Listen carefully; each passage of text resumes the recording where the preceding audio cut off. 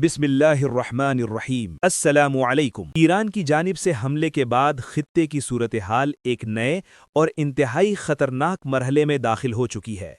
تازہ پیش رفت میں سعودی حکام نے لائیو ٹی وی پر آ کر سخت موقف اختیار کیا ہے۔ ان کا کہنا ہے کہ حالات اس قدر بگڑ چکے ہیں کہ وہ حیران ہیں۔ امریکہ نے خطے میں موجود اپنی ملٹری بیسز استعمال کیں، مگر عرب ممالک کو تنہا چھوڑ کر اسرائیل کے دفاع میں مصروف ہو گیا۔ سعودی موقف کے مطابق امریکہ کی افواج ان کی سرزمین پر اس لیے موجود تھیں تاکہ دفاعی تحفظ فراہم کیا جا سکے، لیکن موجودہ بحران میں وہ توجہ اسرائیل کی مدد پر مرکوز کیے ہوئے ہیں۔ ان کا کہنا ہے کہ اس پالیسی کے باعث خطے میں آگ بھڑک اٹھی ہے اور عرب ممالک کو شدید خطرات کا سامنا ہے۔ اطلاعات کے مطابق سعودی عرب پر بڑا اور تباہ کن حملہ ہوا ہے، جس میں ایک اہم آئل ریفائنری کو نشانہ بنایا گیا۔ ڈرون حملوں کو روکنے میں مشکلات پیش آ رہی ہیں اور حالات مسلسل خراب ہوتے دکھائی دے رہے ہیں۔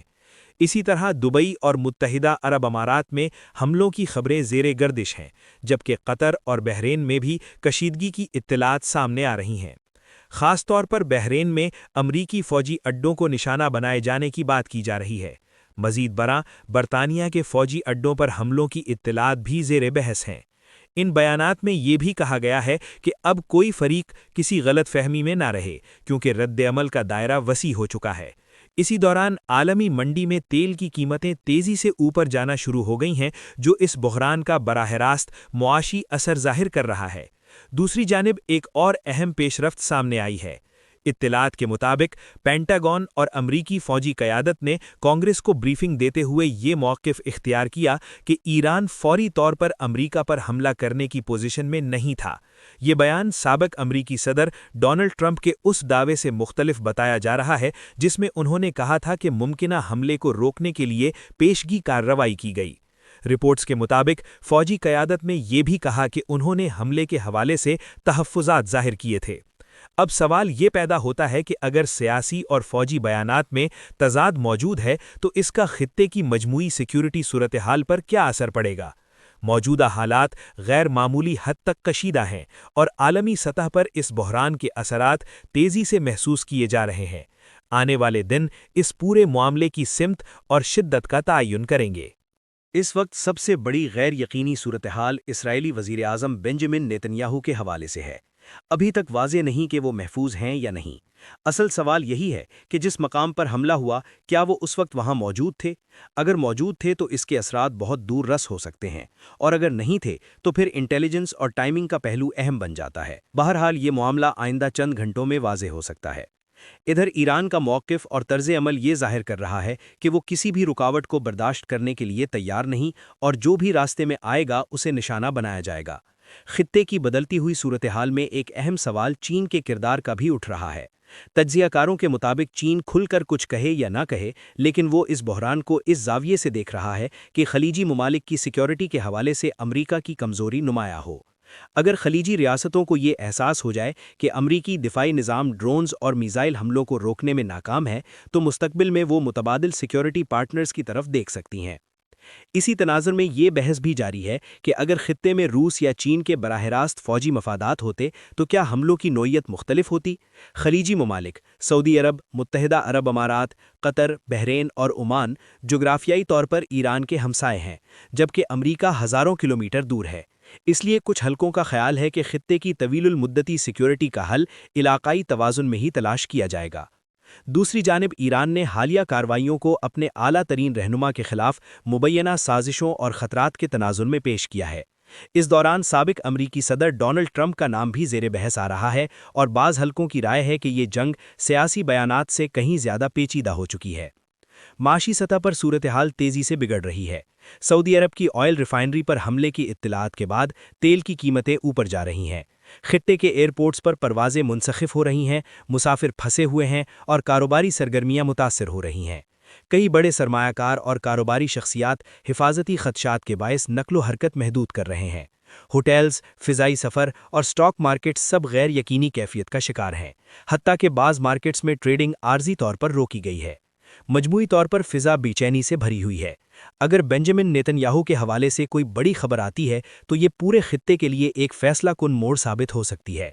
बसूरत दीगर भी मौजूदा कशीदगी ने मईशत, सिफारतदारी और सिक्योरिटी के तवाज़ुन को हिलाकर रख दिया है।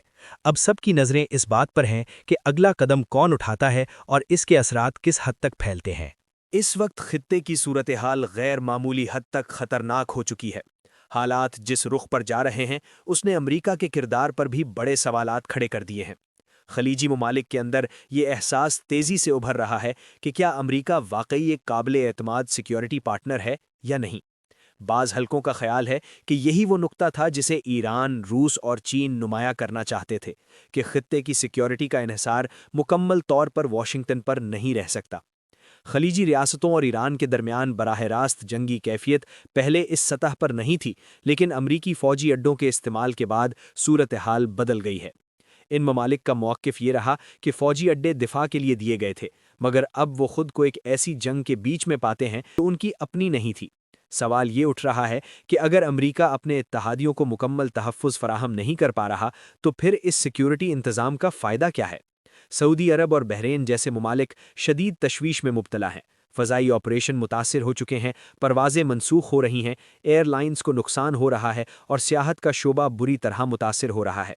खलीजी ममालिक की मईशत बड़ी हद तक तिजारत, ट्रांजिट और टूरिज़म पर मुनहसर है, और जब एयरपोर्ट्स पर सरगर्मियां रुक जाएं तो इसका असर बराह रास्त मईशत पर पड़ता है। सालाना करोड़ों सयाह आने वाले खित्ते में अगर अदम इस्तेहकाम पैदा हो जाए तो सरमायाकार भी मोहतात हो जाते हैं। अब पहली बार खुलकर ये बयानात सामने आए हैं कि अमरीकी फ़ौजी अड्डों का किरदार बुनियादी तौर पर इसराइल के दिफा से जुड़ा हुआ नज़र आ रहा है। इस तनाजुर में इसराइली क़यादत, खुसूसन बेंजामिन नेतन्याहू भी दबाव में दिखाई दे रही है, क्योंकि इसराइल तन्हा इस पूरे बहरान को संभालने की पोजीशन में नहीं समझा जा रहा। दूसरी जानिब साबिक़ अमरीकी सदर डोनाल्ड ट्रंप का नाम भी इस बहरान के तनाजुर में ज़ेर बहस है। तज्ज़ियाकारों के मुताबिक अगर जंग बंदी की कोई कोशिश होती है तो उसे किसी न किसी सतह पर सियासी फेस सेविंग की ज़रूरत होगी। ताहम मौजूदा हालात में ईरान का मौक़िफ़ सख्त दिखाई देता है और वो अपने रद्द अमल को मुकम्मल किए बगैर पीछे हटने के आसार नहीं दे रहा। खित्ते में जो अमन व इस्तेहकाम बरसों से कायम था, जहां रात गए तक मामूलात ज़िंदगी जारी रहते थे, वो अब दबाव का शिकार है। माशी सरगर्मियां मुतासिर हो रही हैं, मार्केट्स गैर यकीनी का शिकार हैं और अवामी सतह पर बेचैनी बढ़ रही है। बहुत से मुबस्सरीन का कहना है कि शायद किसी ने भी ईरान के इस दर्जे के रद्द अमल का अंदाज़ा नहीं लगाया था।